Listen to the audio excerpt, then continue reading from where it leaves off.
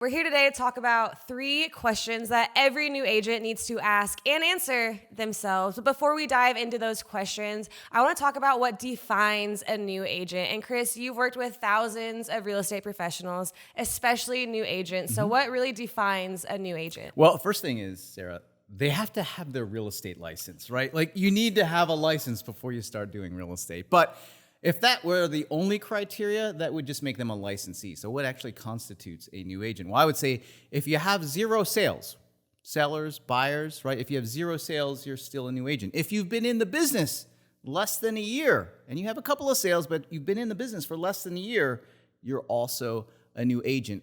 And the last part that I would say is if you don't have the confidence, like if you still lack confidence when you're working with buyers or sellers, then you're probably still got a little new agentness to you, if that makes sense, right? And so when I think of a new agent, I think of someone who is, probably has a lot of excitement and enthusiasm for what they're going to do, but they don't quite have the knowledge or skills yet that in order to be able to serve clients with great competence, to be able to take care of clients, to be able to produce raving fans. They have the energy and they have the emotion and they have the passion to do it, but they don't have the skill yet. Why do so many new agents fail so quickly after they become agents?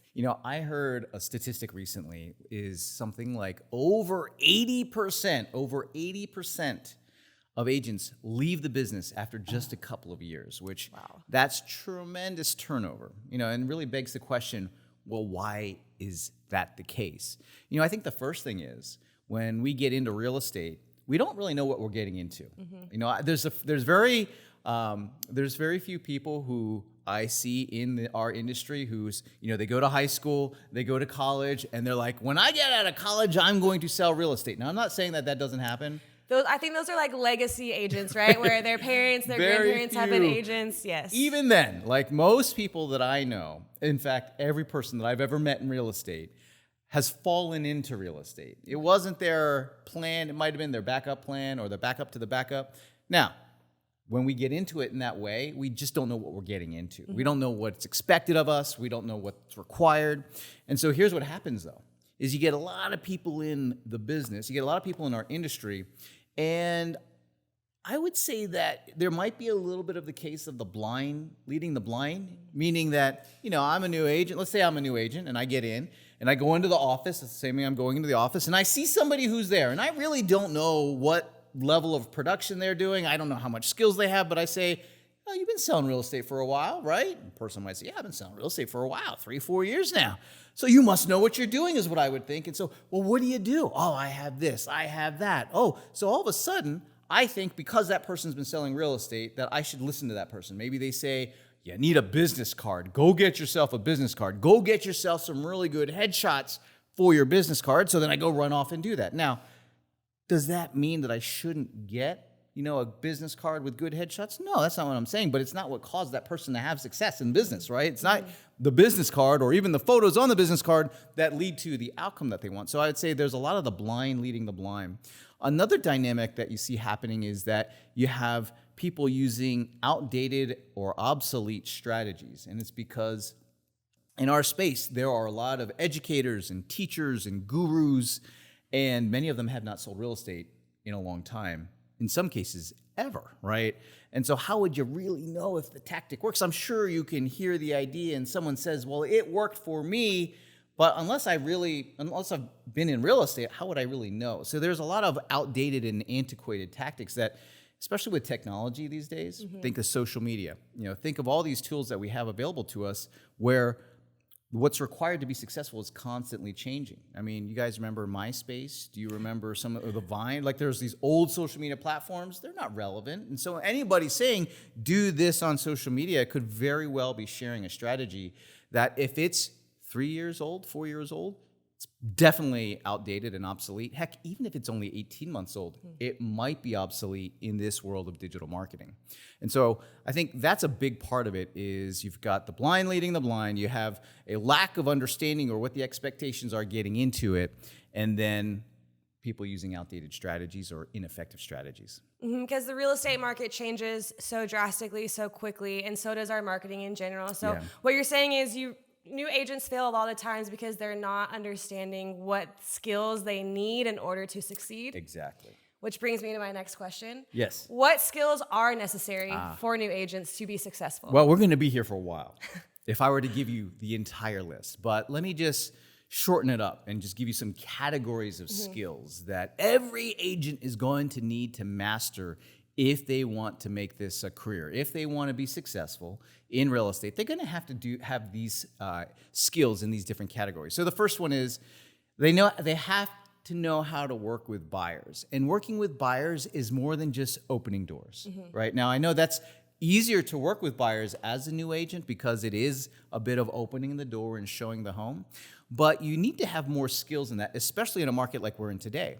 Right now, we have to be able to be very good at setting expectations for our customers on what's going to happen, what they need to do, what we're going to do for them. So if we're not setting expectations for our customers, for our buyer clients, they are almost definitely going to be disappointed when they work with us. And that's not how you produce a good outcome. That's not how you get, good reviews, good recommendations by producing a poor experience. And so if you're not setting expectations, you're almost guaranteeing that you're going to deliver a poor experience.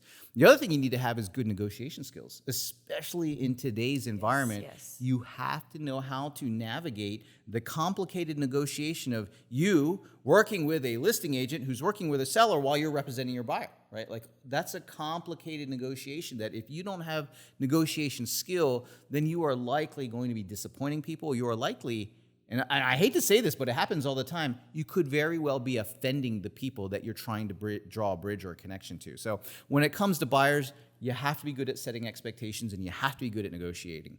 Would you say that a thorough understanding of our current market is necessary in order to work with buyers and to provide that positive experience, to set expectations from the beginning? Yes, 100%. I would say having a thorough understanding of your local market, and it might even be your hyper-local market, meaning that, let's say you're showing homes in a particular neighborhood or a particular part of town. You have to know everything about that area. We call that having market knowledge, right? So when you have market knowledge, and by the way, our clients are far more sophisticated than ever before because a lot of the information is available on the internet for them to find, right? So we have to have more information than just what's on the internet. We have to have more information than just what's in the MLS. And one of the ways that we can do that is by previewing inventory. We go and look at the homes that are for sale on the market, and we do that repeatedly over time, and that is how we start to acquire market knowledge. And now we know something that our clients don't. Now we can advise them and give them expertise that they don't have that they will value. So yes, 100% they have to have market knowledge. What additional skills do new agents need if they want to work with sellers or really expand who it is that they work with? Yeah, so sellers is like the big $1 million question these days, right? How do I get more listings? How do I get more listings? How do I get more listing opportunities? And it is a little bit more intimidating. When you're, if you've never gone on a listing appointment, think about this. If you've never worked with sellers and this is the first time you're going on a listing appointment, and there you are all by your lonesome, and you knock on the door, and you've got to convince this person that they're going to sell their home with you. And you're like, oh gosh, what do I do? What do I say? And if you're not confident, and if you don't have a good process, a good listing process, then you will likely lack confidence. And by the way, when sellers smell a lack of confidence, you know what? There's blood in the water at that point, right? Because then all of a sudden, if they smell that you lack confidence, the first thing they're going to do is they're going to try and hit you up on your fees. They're going to try and negotiate your fee down. The other thing they're going to do is they're going to try and push the value or the price of their home past what it's actually worth, past what a buyer is willing to pay, and they'll try to corral and force you to do it because they've smelled your lack of confidence. And now all of a sudden, they might even be thinking to themselves, is Sarah the right person for me to work with? It seems like she's not quite confident in this. So we have to have a really good listing process. And what's involved with that? Well, we need to have the right information, right, before we even work with the seller, before we even going on a listing appointment. We have to be able to share the right information with our clients that builds confidence in our ability to serve them. So that's step number one. The second thing we have to do is have a really good set of questions that we use to engage our seller clients. And here's what I mean by that, is that when someone comes to you and says, hey, I'd like to sell my home, there is a motivation and reason why they want to sell their home that we don't understand yet. Now, if all I do is say, okay, great, let's go sell your home, and I don't understand why you want to sell your home, chances are I'm going to let you down. Right? So let's say you were to say, I want to sell my home because I just got a job in another state. And now all of a sudden I understand where your priorities are. I know when you're starting in your job. I know that you have a specific timeline. And so that might be different than someone who is saying they're empty nesters and they're downsizing. They're going to have a different set of priorities, right? Empty nester might put a higher value on the price of the sale as opposed to how long it takes because they're already there, right? But they might want to be able to have more for their nest egg, so they're actually going to want more. So it really depends on that situation. So what we have to do is have a really good process and set of questions to get to the root issues for that seller so that we can serve that seller. Another thing that we need to have is a really good listing appointment process. What I mean by that is that if we just show up, knock on the door and say, hey, I want to sell your home, that's one way to do it. I would call that winging your listing appointment, right? Just winging it. Yep. A lot of people do it. I know. We've made that mistake ourselves, right? But I know that compared to winging a listing appointment versus using an actual listing presentation, the listing presentation will win every time. Will win every time compared to that person who's not using a listing presentation. Now, granted, it's not as simple as that, but if all other things being equal, the person who is using a structured conversation to guide that seller to the natural conclusion that you should hire me, right? That's the person who's going to win. In fact, when you think about it, any new agent has to be able, whether you're working with buyers or sellers, you have to be able to answer this question for your client. Why should I hire you instead of somebody else? And if we don't have a good reason for that, then they don't have a good reason to hire us instead of somebody else.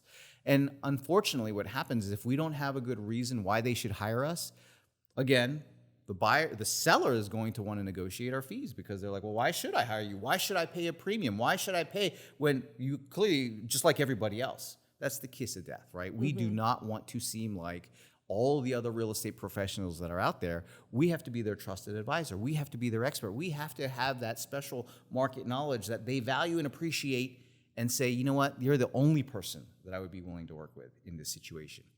All right, Chris, we talked about buyers, we talked about sellers. What other skills are necessary for new agents? Well, you have to have some marketing skills and you have to have some sales skills. You mean homes don't just sell themselves? Well, we got to be able to find clients and we got to be able to make sure we take care of those clients, and ultimately we have to produce outcomes. Now, did you know that according to the National Association of Realtors, the number one determining factor that sellers use in choosing their listing agent is your reputation? That's right. According to the National Association of Realtors, the number one determining factor that sellers use in choosing their agent is our reputation, which really begs the question, what am I doing through my marketing to cultivate the reputation that I want my clients to have of me, right? So whether I'm working with buyers, whether I'm working with sellers, I have to be intentional about this. I have to be intentional about my marketing to produce the reputation that I want, to be able to confirm and validate the reputation that I'm trying to build in the marketplace. I also have to get good at lead generation, and that is a marketing function. That's a marketing system. If I can't generate leads, I don't get to have food with my meals, right? Like I have to generate leads because that's what leads to customers. Now, when it comes to sales, a lot of times sales has a negative connotation with it. And I like to reframe that and say, if we're going to be in real estate, we have to be very good at two things when it comes to the sales element.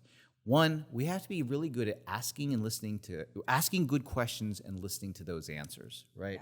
Yeah. We have to get good at asking those questions that get to the heart of the issue.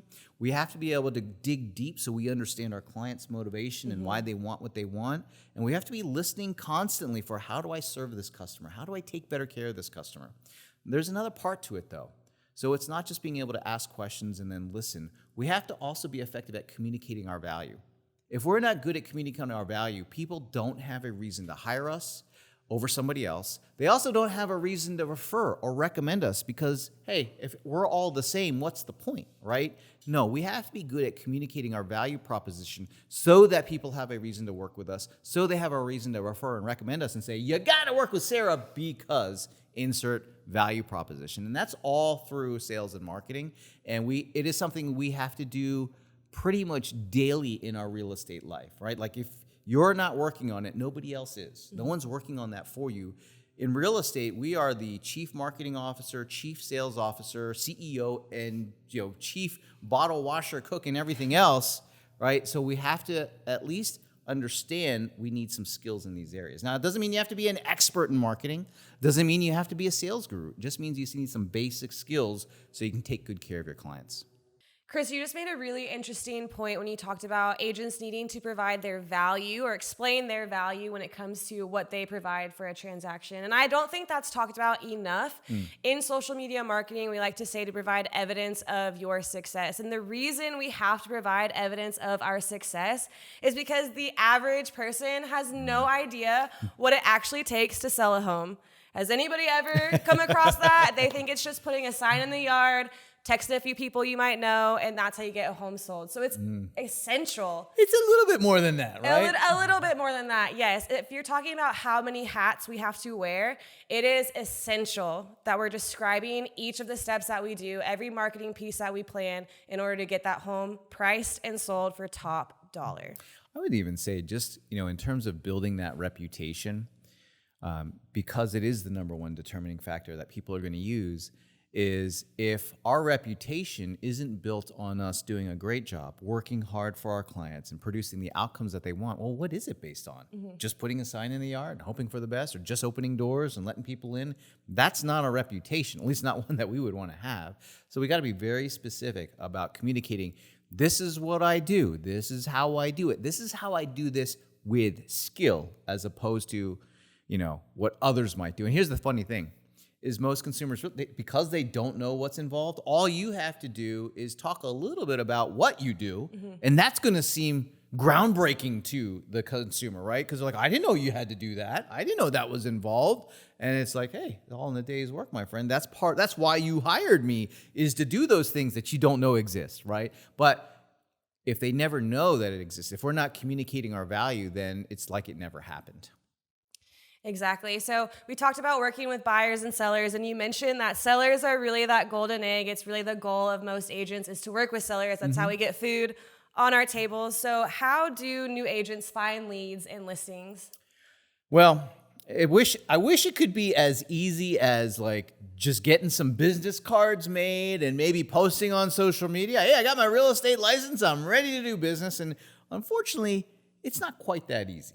In fact, if you look at the lion's share of the business, of the way people, both buyers and sellers, the way they find their real estate professional is through their contacts and connections. It is through referrals. It is through recommendations. It's through reviews. It's through knowing somebody personally who sells real estate that I feel comfortable reaching out to, right? It's from past clients. That is the lion's share of the business. For sellers, for example, it's almost 70% of sellers, they are going to use their contacts and connections to find the person that they're going to work with, or they already know us. And so what that means is we have to get very good at marketing to our contacts and connections. We have to get very good at staying in touch, being top of mind. And here's the deal. We have to get good at communicating our value to folks so that they have a reason to reach out to us. The way I look at it is you got to stay in touch with people. You want to build your sphere of influence. You want to build the contacts and connections that you have, and then you just focus on providing those people with real estate-related value on a consistent basis. If you will do just that step, here's what happens. People start to think to themselves, right? You are going to become top of mind. And here's what that means. They're going to think to themselves the words real estate, and you should pop in their head. And when they think of you, because, I don't know, maybe they bump into you, maybe they see an email from you, or they bump into you at the grocery store, the first thing that should go in their mind is, oh, I saw Sarah, real estate. And then whenever I see real estate, I think of Sarah. And when those two things happen, we're top of mind. And so we need that to happen so that we are the person that they think of when they think of real estate. When that happens, that means they are beginning to trust us. That means that they are beginning to understand that we are the person that they would want to reach out to. And it is just through sheer repetition, through sheer consistency that familiarity is developed. And now they trust us. And now they want to work with us. But we have to be proactive. We can't just sort of hope that it happens, right? So what we like to do, and we like to encourage people, is to implement a 5-step real estate marketing system. And I'll just summarize it real briefly, but basically what we want to do is to produce real estate related value. And I like to do this in the form of information, and we do this in the form of a blog post. You could do it in the video format. You could do whatever you want. But what we do is we author useful real estate information. An example might be home design trends, or is the real estate market going to crash, or how do I increase the equity in my home, right? So all things that are real estate related, and it's informational value. And then we just start marketing that value by providing that value to our contacts and connections. We'll send emails out. We'll do social media posts and social media videos. We'll even do direct messaging so we can like build that connection and build those relationships. And when we do that, if there's a real estate conversation to be had, our contacts and connections will bring it up. And here's what we have found. I want to say it's something like over 95% of our business in real estate comes just from our contacts and connections. And it is just consistently providing value. By providing value, we are marketing ourselves, but just in a very different position, in a very different attitude, because we're coming in from a position of service. We're not coming in as, hey, look at me, I'm so awesome, which is harder to do also as a new agent because you know you still are learning the skills that you need to have. So it's much better for you to be in the position of, hey, I produced this useful information. It's real estate related, and I would like for you to have it. The impact is already taking place. The marketing is happening just by you providing that value. And so that's why we encourage everybody who's new to real estate, focus on your contacts and connections. Don't focus on strangers. Just, you might think to yourself, oh, if I work with a stranger, they'll know that I haven't been selling. They won't know that I haven't been selling real estate very long. Trust me, they're going to find out. They're going to find out soon enough, right? So who's more likely to trust you? Somebody that knows you through your because they're in your contacts and connections, right? Maybe you went to school with them, maybe you go to church with them, maybe you just known them from a past life, prior career. They know you personally, so they are more likely to have some trust built with you, right? Like Sarah's a good person. Yeah, Sarah was really good at that job that she did. I bet you, I trust her more than a stranger. I trust her more than so-and-so. I'm going to hire Sarah. So regardless of the amount of experience that you have, if you leverage your contacts and connections by providing real estate related value, what you're going to find is people are going to want to work with you. And they're going to appreciate the enthusiasm you have as a new agent, as somebody who is eager to learn, eager to help, eager to support people. And that is something that you can turn to your advantage, because a lot of the folks who are seasoned, in a market like we have today, sometimes we take shortcuts. I'll admit, sometimes we take shortcuts. And as a new agent, you got time, you got energy, and now, right, we're starting to give you some of the knowledge that you need to have so you have the skills necessary to take care of those clients and to be able to generate those opportunities for yourself. Now, Chris, I noticed you said consistently quite a few times when you talked about that 5-step. How consistent are we supposed to be doing this 5-step, or how consistent do you recommend new agents run through that 5-step system? Like all things, whether you're trying to get fit or whether you're trying to sell real estate, consistency is always the key, right? So if you want to get in shape, you got to wake up early, you got to eat your Wheaties, you got to hit the gym or whatever the exercise that you do, and you got to do that consistently over time. If you want to sell real estate, well, you don't necessarily have to go to the gym, but what you do need to do is market consistently and provide value consistently, and that's going to be part of that ingredient. It's an absolute necessity, right? It's an absolute necessity for us to be consistent in the messages that we put in the marketplace, in the value that we provide in the marketplace. And when we are, and that's the hardest part, is being consistent, but when we are, that's how we succeed. That's how we succeed as a new agent. That's how we succeed as a top listing agent, is through consistency. And the good thing is, that is something that you can control. We can control how consistent we are, right? Because it's an issue of desire and will. That leads to consistency. And I know that as a new agent, you have that desire, you have that will. So tap into it, leverage it. Well, that's all we have for today, guys. Thank you so much for joining. If you found any of this helpful, like and subscribe wherever it is you're watching or listening from. Thanks again.